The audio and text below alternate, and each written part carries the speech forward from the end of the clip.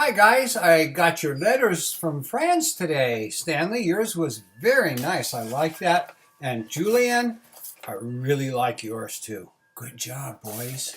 I hope to see you soon and hear more about your trips to Paris and Prague and those places. But in the meantime, you know what I've been doing here? It's been pretty warm here, so I've been making ice cream, a lot of ice cream. And you know what I found? I found a book called Ice Cream Larry. And I thought it'd be kind of good. Since you can't get the ice cream that I'm making, maybe you can hear about Ice Cream Larry and see what Larry says. Hello, we have your bear. Oh my, where is he? He's at Cohen's Cones, the ice cream shop. He will not leave. Someone will have to come and take him away. I could hear Larry saying, I think I'll have another blueberry sundae. No, no more, I heard someone say.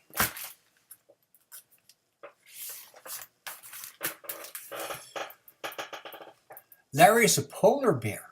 He lives in our hotel. Once Larry saved my father's life, and that's why the hotel is called the Hotel Larry. Larry's the lifeguard at the hotel pool.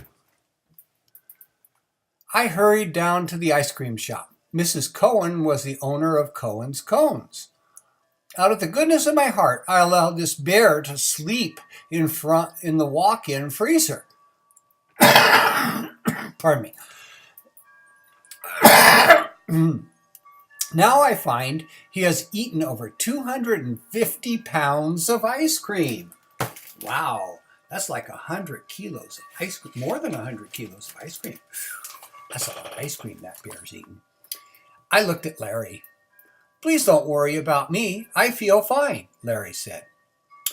Why did you let him sleep in your freezer? I asked Mrs. Cohen. He said he was warm. Didn't you think he might eat some ice cream? I asked. He said he had nothing to fear, Mrs. Cohen said. I think he meant to tell you that he would not eat any people, I said. He won't, you know. Eat people? That's right. There's Larry in the in the freezer with the ice cream. And I got a cat back here behind my shoulder too. And look at Larry eating the ice cream. I don't see how you can let a bear into your freezer and not expect him to eat ice cream, I said. He ate a lot, Mrs. Cohen said. Well, he's a bear, I suppose. I didn't eat any of the almond crunch, Larry said. Could I have some now, please? No, said Mrs. Cohen. My father will pay for the ice cream, I said. Larry's his very best friend. In that case, you may each have an almond crunch cone, Mrs. Cohen said. But take the bear away.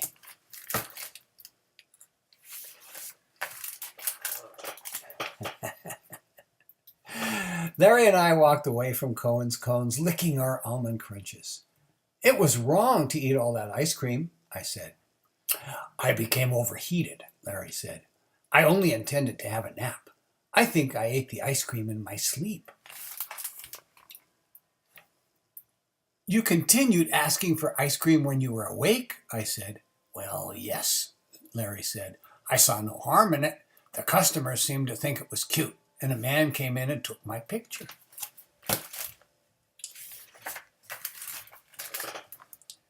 The next day, Larry's picture was in the newspaper. Can I swim? Bear eats 1/8 of a ton of ice cream, it said above the picture. Under the picture, it said, I do not feel sick, says the bear. Mildred, you know Larry is not supposed to leave the hotel without you, my father said. Mildred was at her karate lesson, Larry said. I became bored. I have paid for the ice cream. We'll say no more about it, my father said.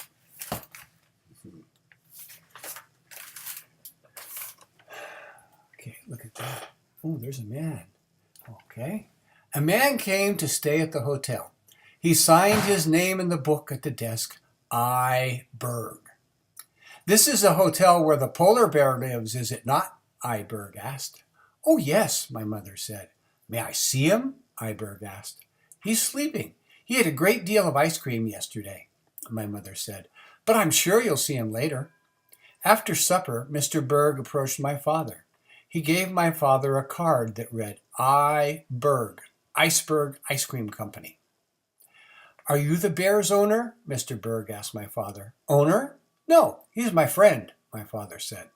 Would it be possible for me to speak to him on a matter of business?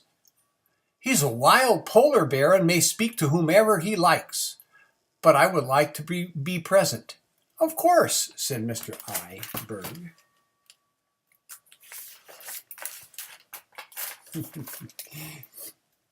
Oh, look at Larry. Larry and my father and Mr. Berg sat together in the lobby. It is my honor to own the Iceberg Ice Cream Company of Baltimore, Maryland, founded in 1851. You may know our slogan, Iceberg, Iceberg, we all scream for iceberg. I'm not sure I understand it, Larry said. No, Mr. Berg said. No one seems to. Still, it's a catchy slogan, my father said. Larry, your picture's been copied in newspapers all over the world. People know that you ate a half-ton of ice cream at Cohen's Cones, but they do not know that it was iceberg ice cream you ate.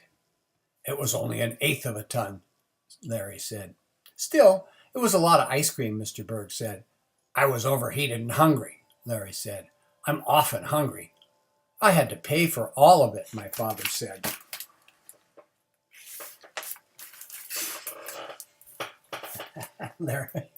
Larry's got dark glasses on now.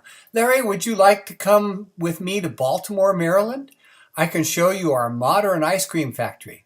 I'll bring you home the very next day. Mr. Berg, I'd like to go to Baltimore, Maryland, visit a modern ice cream factory, and come home the very next day more than anything else I can imagine at this moment, Larry said. In the morning, Larry and Mr. Berg went away in a very large car. Larry wore his sunglasses. He took with him a small suitcase containing his bongos and a paperback copy of Moby Dick by Herman Melville. Good story. About a whale. And there's Larry lounging in a hammock. The following day, Mr. Berg brought Larry back to the hotel. Did you have a nice time in Baltimore, Maryland? I asked Larry. I had a very nice time, Larry said. Was the modern ice cream factory interesting? I asked. Yes, it was quite modern and very interesting. I learned a great deal, Larry said. Why did Mr. Berg want to show it to you? And what did you learn? And why did you do it? And what did you do? I asked. I'd prefer to tell you about it at another time, Larry said. You won't tell me now? I'd prefer not to.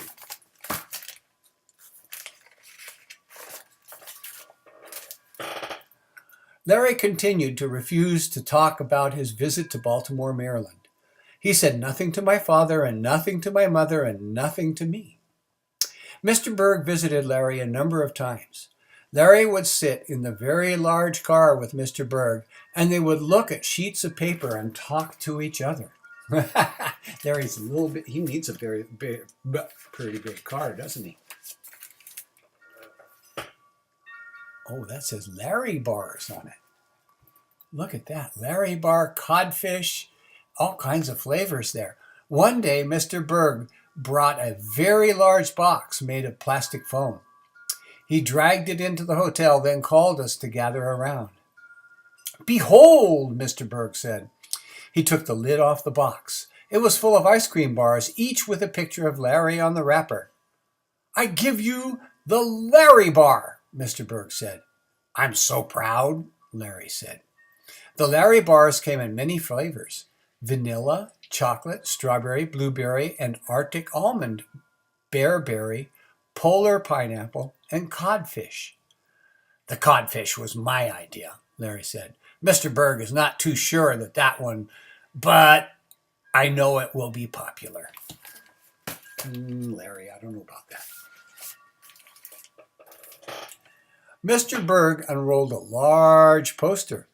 It had a picture of Larry holding up all the flavors of Larry bars in his paws. At the top it said, the Larry bar. And at the bottom it said, I do not feel sick. Our new slogan, Mr. Berg said. do not. Look at that. Billboards and all kinds of stuff. The rest is history. Larry bars are loved by everyone, and the codfish flavor Larry bar is considered a gourmet treat. There are posters, signs, and billboards of Larry, and the slogan, "I do not feel sick," is known the world over. Larry has appeared on television, and he received a phone call from the President of the United States.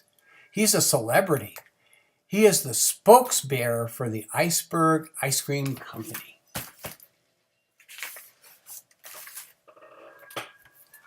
I asked Larry, "Does Mr. Berg pay you anything for helping to make Larry bars famous?"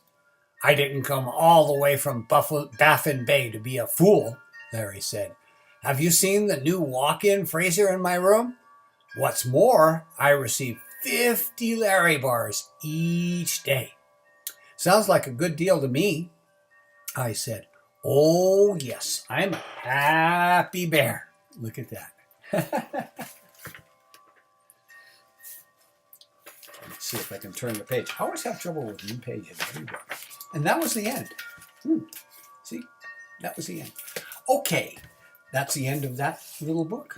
That was a good story, wasn't it, for summertime and ice cream and things like that. So again, thank you for the letters, boys.